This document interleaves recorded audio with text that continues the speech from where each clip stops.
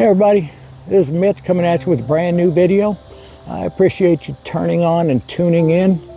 I know I'm just small potatoes out here with making these videos, but I've got some important things to share. This one today is on the end times. I think the Bible, as evidence, is pointing to this being possibly the end times. Now I know you've heard that before. For hundreds of years they've been saying it, but I think we're getting closer and closer. So if you could stick around and just hear what I've got to say. Meanwhile, if you could hit the like button, I'd deeply appreciate it, because that means YouTube's going to share it to more and more people. And if you could subscribe, bless you. My new goal is to reach 5 new subscribers. Anyway, stick around to the end. Thanks for being here. I'll talk to you in a minute.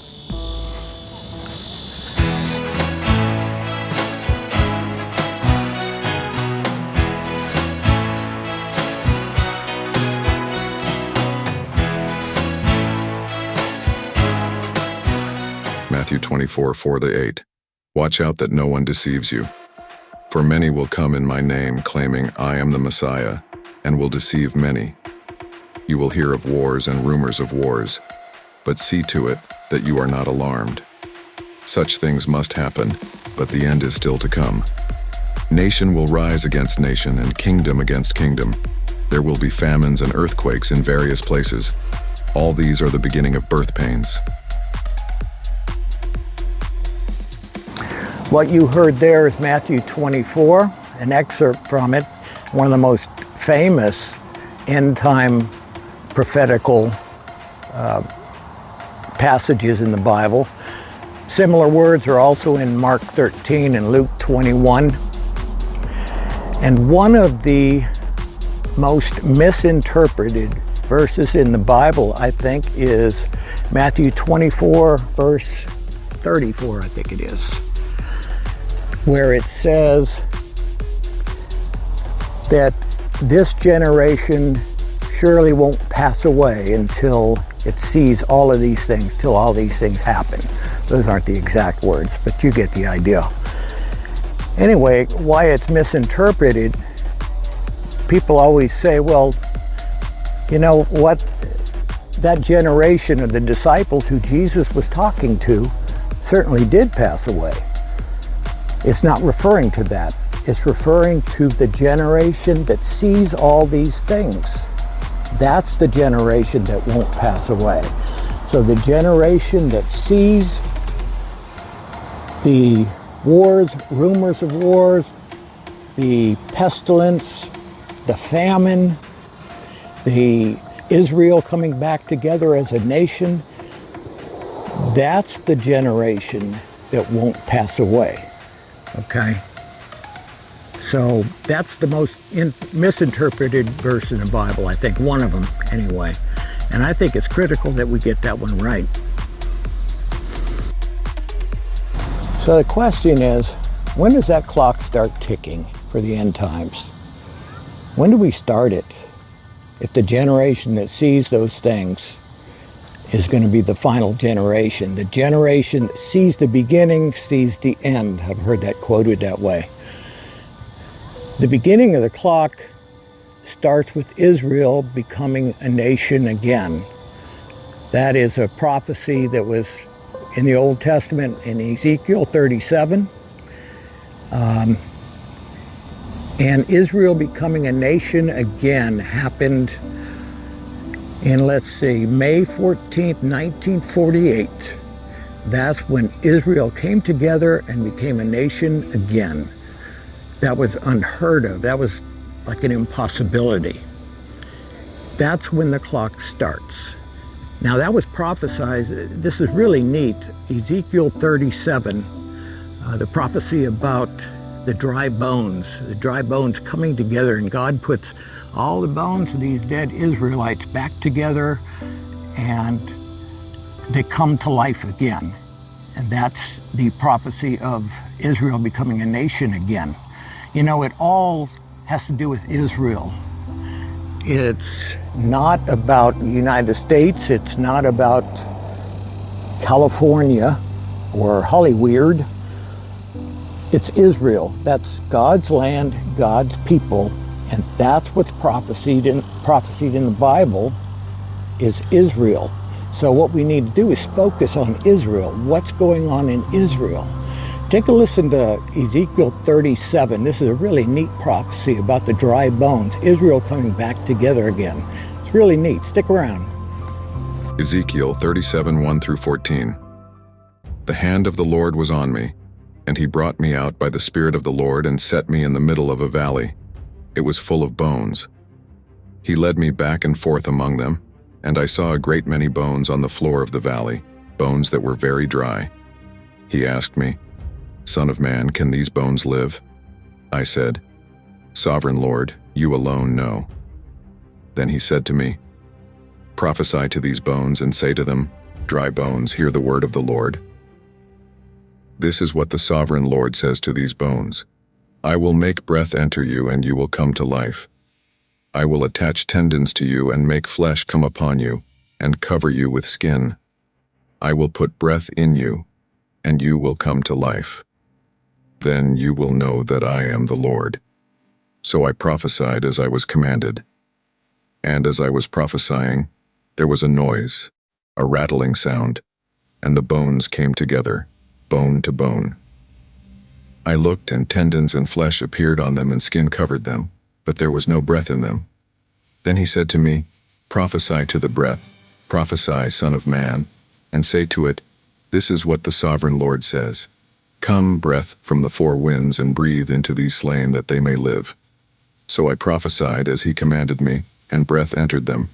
They came to life and stood up on their feet, a vast army.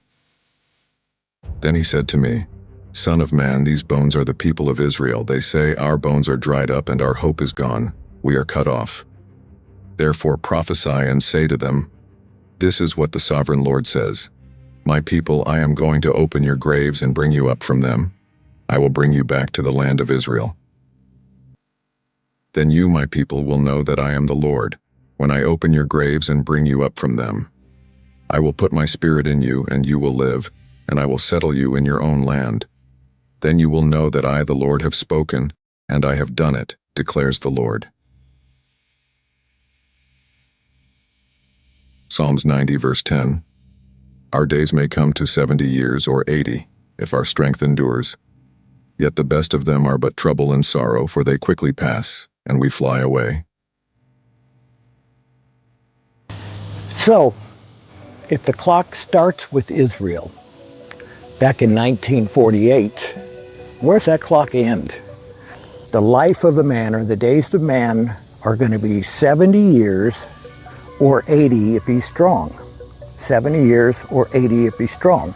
So as an average, that's the lifespan of a man, woman, mankind. So if that's the lifespan, let's go back to 1948. From 1948, and let's figure 70 to 80 years, the generation that saw the beginning is going to see the end. That would make it 76 years to today. 76 years, according to Psalms. I'd say we're pretty close. That looks like we're pretty close. 76 years. A man's going to live 70 to 80 years. What do you think? Love to know your comments. You know, Ezekiel 38 and 39 in the Old Testament talks about the Gog and Magog war. And this is the first time in history that Israel has become surrounded by all these nations that are against it. All these nations are forming against Israel. And that's exactly what the Gog and Magog war was prophesied in Ezekiel 38 and 39. You also have the Psalm 83 war, which I need to do some study on that. I admit I'm not up to date on that, but you've got that also. But the Gog and Magog war, what do you have? You've got certainly Iran that wants Israel annihilated. You've got Russia that's partnering with Iran. And according to Ezekiel, Russia really doesn't want to get involved in that, but they're going to be pulled into it.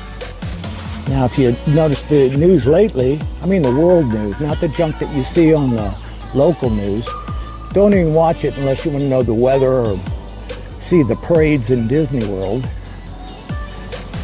But on the news, if you look at it, all the things that are happening in all the countries that are surrounding Israel, from Lebanon, Turkey, Syria, all these countries, Hezbollah, Gaza Strip, in Jerusalem, the Palestinians that are coming out as terrorists, everybody is turning against Israel, God's people. That's the Gog and Magog war. Now, I'm not saying it's going on right now, but all the pieces are falling into place right now. So it's a very good possibility that in the near future you're going to see this happen. That's prophesied. Again, Ezekiel 38 and 39. Check it out.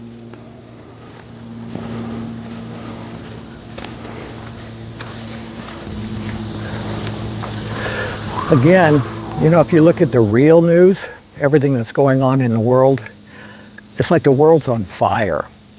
The economy is tanking, seriously. Homelessness is everywhere. People marching, cities burning throughout Europe. You've got all kinds of protests going on. Rumors of war. You've got China that's threatening Taiwan. Again, you got Russia and Ukraine.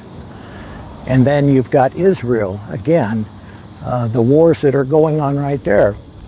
I mean, Hezbollah in the north is sending hundreds of missiles every day into Israel. You can't help but see that stuff on the news. That means something. That means something important. That tells me that we're getting very close. What do you think? You know, let's say I'm 100% wrong on this, that these aren't the last days. You know what? It's the last days for somebody. Over 58 million people die every year. Some of them foreseen from illness, but others, they just walk out and get hit in the head with a coconut, or an accident on the highway, or who knows what. Fact of the matter is, if you die before accepting Christ as your Savior, it's too late at that point. There's nothing that can be done.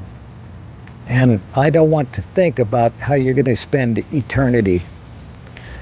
So it's critical that you accept Christ as your Savior while you're alive. He's the only way. John 14:6 says, I am the way, the truth, and the life, and no one comes to the Father except through me. So, thanks for tuning in. I appreciate it very much. If you could hit that like button and maybe subscribe, I'd be elated. I hope this video has meant something to you. I hope it touched somebody. Have a blessed day, and thanks again. I appreciate it.